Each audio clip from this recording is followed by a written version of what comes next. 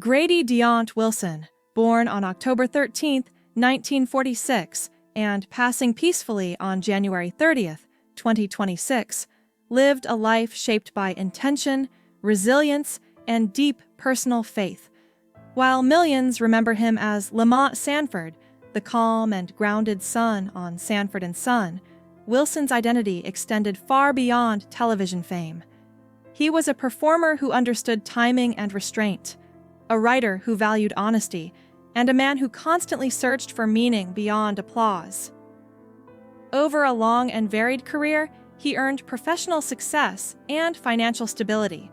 Yet those who knew him best often spoke less about his achievements and more about his character. Wilson believed that a life well lived was measured not by recognition, but by integrity. In that sense, his legacy rests not only in reruns and memories, but in the example he set by choosing purpose, reflection, and faith over constant visibility. Southern roots and a New York awakening, Wilson was born in Valdosta, Georgia, but his path truly began to take shape after his family relocated to New York City during his childhood. The city's energy exposed him to creativity early, and by the age of 4, he was already performing on Broadway. This early introduction to the stage was not forced, but embraced, as Wilson showed natural discipline and curiosity for the arts. He studied tap dance and ballet, developing control, balance, and expression that would later define his acting style. At just 12 years old, he performed at Harlem's Apollo Theater, a milestone that quietly affirmed his place in entertainment history. These early experiences were not about fame, but belonging. They gave Wilson confidence and a sense of direction, planting seeds that would grow into a lifelong connection to storytelling and performance. Faith formed through early trials. Faith played a steady role in Wilson's upbringing, long before it became the center of his adult life. Raised Catholic, he served as an altar boy and briefly imagined a future in the priesthood. Summers spent with his Pentecostal grandmother introduced him to a different expression of belief, one that emphasized testimony, resilience, and spiritual commitment. At 13, Wilson faced a serious health crisis when his appendix ruptured, an experience that deeply affected him.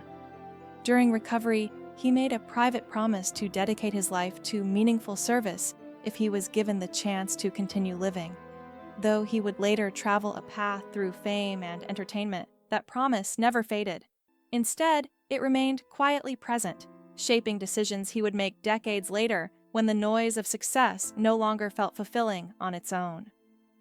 Service, sacrifice, and personal growth. In the mid-1960s, Wilson served in the United States Army during a turbulent period in American history. The experience demanded discipline, endurance, and emotional strength, leaving a lasting impression on him. Returning home, he carried lessons about responsibility and perspective that would influence his later work. Rather than retreat inward, Wilson turned back to the arts, using performance as a way to reconnect with himself and process what he had lived through. He returned to theater, appearing in Broadway and off-Broadway productions that allowed him to explore complex emotions through character and story. These years were less visible than his later television success, but they were formative. They refined his craft and reinforced the idea that acting was not merely entertainment, but a form of expression capable of healing, reflection, and connection. Finding his place on screen. Wilson's transition from stage to screen happened gradually, built on consistency rather than sudden breakthrough. He appeared in guest roles on popular television shows, where his calm presence and thoughtful delivery stood out even in brief scenes. Early film roles further expanded his experience, preparing him for larger opportunities. When he was cast as Lamont Sanford in Sanford and Son, the role felt like a natural extension of who he was. Lamont was patient, principled, and quietly strong, qualities Wilson embodied with ease. His chemistry with Red Fox became the emotional foundation of the series, balancing humor with sincerity. The show resonated with audiences because it felt real beneath the comedy. Through Lamont, Wilson became a familiar and trusted presence in millions of homes, anchoring one of television's most enduring sitcoms. Success, strain, and quiet forgiveness. As Sanford and Son grew into a cultural phenomenon, Wilson found himself carrying both opportunity and pressure. At one point, he unexpectedly became the show's central figure during a period of behind-the-scenes uncertainty. Though the situation was challenging, he approached it with professionalism and restraint. Later, Wilson spoke openly about moments of disappointment, particularly how communication gaps affected him personally. Yet he chose reflection over resentment. He acknowledged the complexities of creative partnerships and emphasized the respect that ultimately defined his working relationships. These experiences revealed Wilson's emotional maturity. He understood that success often comes with strain, and that holding on to bitterness only weighs heavier over time. His willingness to forgive and move forward quietly became one of the less visible, but most admirable, aspects of his character. A career that continued to evolve. After Sanford and Son ended, Wilson continued acting with steady determination. He starred in additional sitcoms, explored dramatic roles, and appeared in films across several decades. Rather than chasing trends, he focused on work that allowed him to grow and stay grounded. Over time, however, his priorities began to shift. Acting remained meaningful, but it was no longer central to his identity. Wilson became increasingly selective, stepping away from opportunities that conflicted with his evolving values. This gradual retreat from constant visibility was not an escape, but a transition. He remained proud of his career, yet comfortable with the idea that life held more than one calling.